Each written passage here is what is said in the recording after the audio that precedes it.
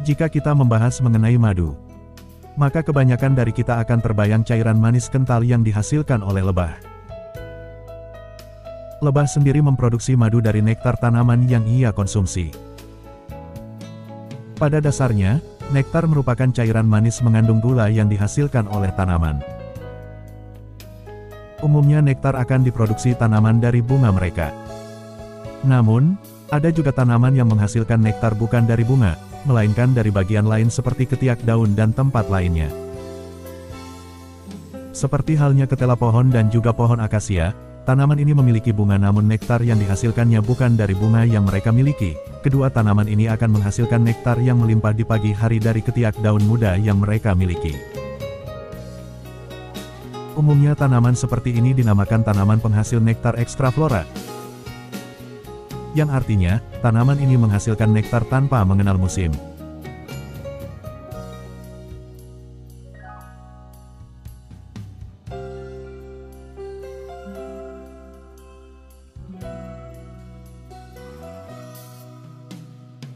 Menurut Wikipedia, madu adalah substansi makanan manis dan kental yang dibuat oleh lebah madu dan beberapa serangga lain.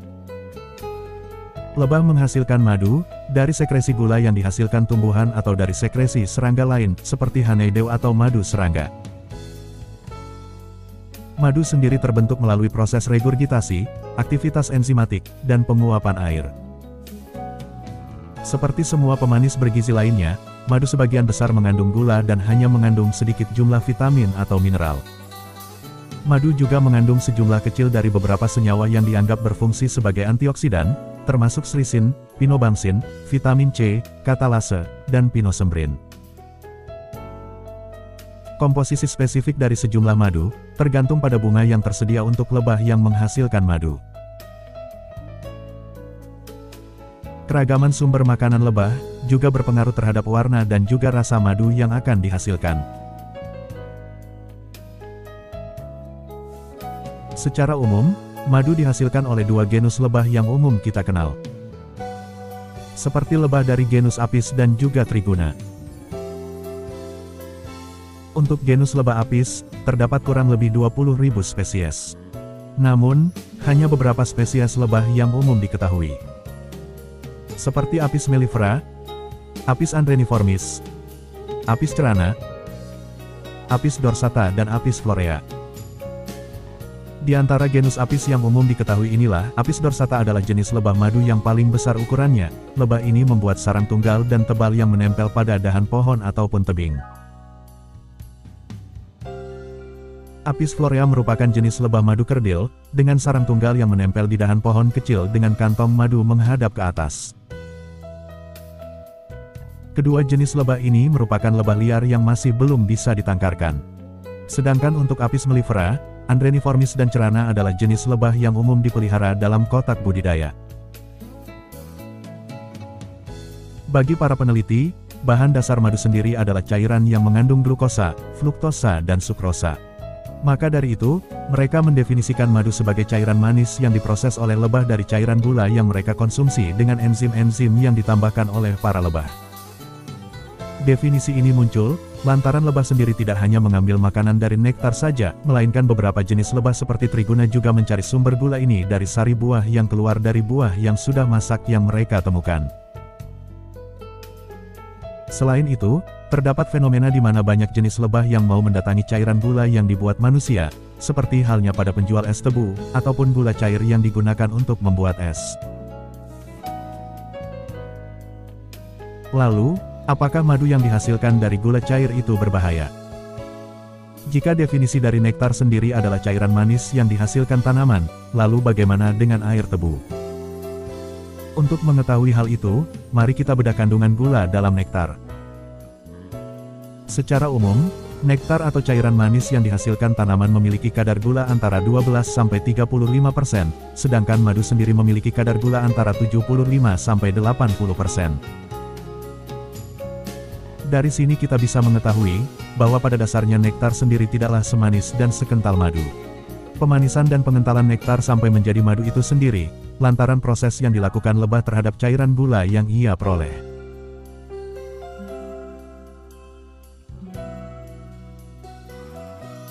Pada dasarnya, lebah merupakan serangga yang sensitif terhadap makanan yang mereka konsumsi. Mereka akan cenderung mencari sumber makanan yang terbaik untuk mereka olah menjadi madu. Dan ketika lebah mengkonsumsi sumber pakan yang memiliki kandungan berbahaya, maka bukan tidak mungkin, koloni mereka akan kolaps dan juga mati. Dalam suatu koloni lebah pekerja adalah yang paling banyak jumlahnya. Biasanya, lebah pekerja memiliki tugas yang berbeda dalam satu koloni. Mulai dari lebah muda yang menetap di sarang sebagai pengolah madu untuk cadangan makanan, membuat sarang, dan mengasuh larva. Sedangkan lebah pekerja yang lebih tua bertugas sebagai penjaga, penjelajah dan juga pengumpul makanan.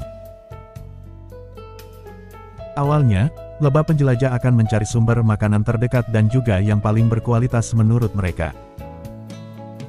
Ketika mereka sudah menemukan lokasinya, mereka akan menginformasikan lokasi tersebut pada rekan mereka yang nantinya bertugas sebagai pengumpul. Ketika di dekat sarang terdapat sumber makanan yang dianggap memiliki komposisi kurang baik, maka para lebah rela mencari sumber pakan di tempat lain yang lebih jauh guna menjaga kestabilan kehidupan dalam koloni. Setelah mendapatkan cairan gula, lebah akan terbang membawanya ke sarang. Namun, sebelum ditempatkan dalam sarang, cairan itu akan dimuntahkan dari satu lebah ke mulut lebah lain secara estafet sampai mereka menempatkannya ke dalam sarang. Ketika proses estafet inilah enzim yang diproduksi oleh lebah ditambahkan. Enzim inilah yang nantinya akan memecah kandungan gula yang mereka bawa, dari yang awalnya kompleks menjadi rantai lebih sederhana, hingga nantinya mudah dicerna untuk dijadikan energi. Awalnya, bakal madu yang ditempatkan di sarang ini tidaklah sekental madu yang kita ketahui. Pengentalan terjadi lantaran lebah mampu menjaga suhu optimum sarang mereka dengan kepakan sayap mereka. Ketika madu sudah mencapai tingkat kekentalan 18–25%, maka madu tersebut akan disegel menggunakan lilin oleh para lebah dan disimpan sebagai cadangan makanan ketika masa paceklik. Lalu bagaimana jika lebah yang diberi pakan dengan air gula?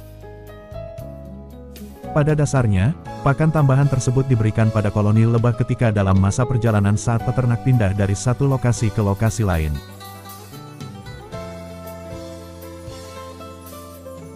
Selain itu pakan juga akan diberikan ketika suatu daerah mengalami masa paceklik. Pemberian pakan sendiri ditujukan agar koloni dewasa dapat bertahan karena madu yang mereka simpan telah kita ambil. Karena lebah sendiri perlu asupan glukosa sebagai makanan, maka sebagai gantinya, para peternak lebah akan memberi mereka makanan pengganti berupa glukosa cair tadi. Lain halnya dengan larva lebah, larva sendiri membutuhkan serbuk sari yang dicampur dengan madu sebagai pakan mereka. Campuran inilah yang dinamakan bee bread atau roti lebah. Tanpa adanya serbuk sari, perkembangan koloni akan terhenti. Dan, tanpa adanya glukosa, koloni dewasa tidak akan bertahan. Maka dari itu, pemberian cairan gula perlu dilakukan. Walau demikian, terkadang ada juga oknum peternak yang memang sengaja memberi lebah mereka pakan gula walau vegetasi memadai.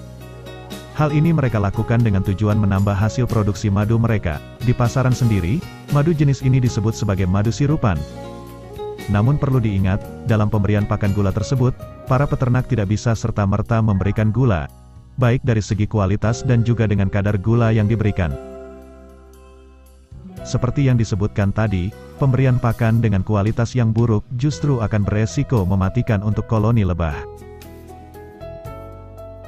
Selain itu pakan tambahan berupa sari buah juga bisa diberikan pada lebah.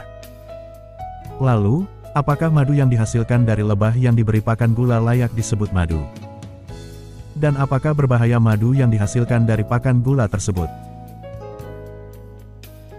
Jika ditinjau dari prosesnya, koloni lebah tetap akan bisa memproses gula tersebut menjadi senyawa monosakarida yang lebih sederhana.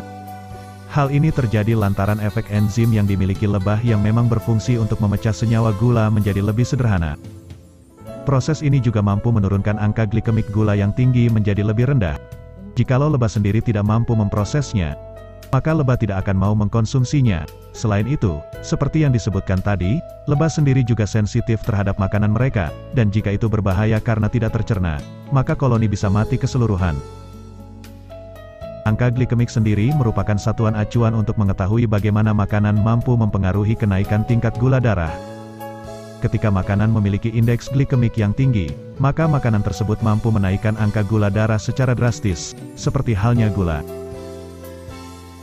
Namun oleh para lebah angka glikemik ini dapat ditekan sedemikian rupa, menjadikan madu tergolong dalam makanan yang memiliki indeks angka glikemik yang rendah. Lalu, apakah berbahaya madu yang dihasilkan oleh lebah yang diberi pakan? Bisa iya, bisa juga tidak. Semuanya tergantung cara kita mengkonsumsi madu tersebut. Walaupun madu termasuk dalam makanan dengan angka glikemik yang rendah dan tidak menjadikan kadar gula langsung naik secara spontan, tapi tetap kalau berlebihan dalam mengkonsumsi akan ada dampak yang ditakuti, walaupun itu madu murni. Hasil penelitian menunjukkan studi ini bahwa 75 gram madu meningkatkan gula darah dan tingkat insulin pada orang normal yang belum terkena diabetes dalam waktu 30 menit. Tes serupa menggunakan gula pasir, kadar gula darah juga naik ke tingkat yang sedikit lebih tinggi dibandingkan dengan mereka yang mengonsumsi madu. Nah, efeknya serupa pada orang dengan diabetes tipe 2. Kesimpulannya, konsumsi madu itu baik. Namun, pada penderita diabetes harus dilakukan secara hati-hati. Bila perlu, konsultasikan dulu ke dokter Anda Dan umumnya anjuran untuk mengkonsumsi madu ialah 2 sendok per hari. Jadi wajar pula, jika dikatakan penderita diabetes pun aman mengkonsumsi madu, selain karena angka glikemik yang rendah tadi, anjurannya pun tidak lebih dari 2 sendok per hari. Jadi jangan berlebih. Bukankah dalam agama juga dijelaskan, segala yang berlebih akan menjadi buruk? Sebagai tambahan, pada dasarnya, yang berbahaya itu bukanlah madu ternak yang terkadang diberi pakan tambahan, melainkan madu oplosan dan juga madu palsu lah yang berbahaya.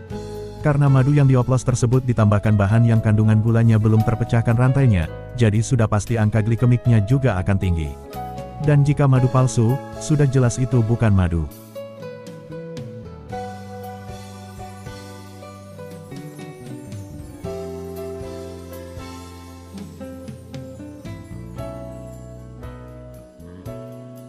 Cukup sekian video kali ini, nantikan video berikutnya di channel Mari Belajar Agrikultur, channel yang membahas segala aspek yang berhubungan dengan pertanian, peternakan dan perikanan, baik seputar info, cara dan hasil olahan serta turunannya.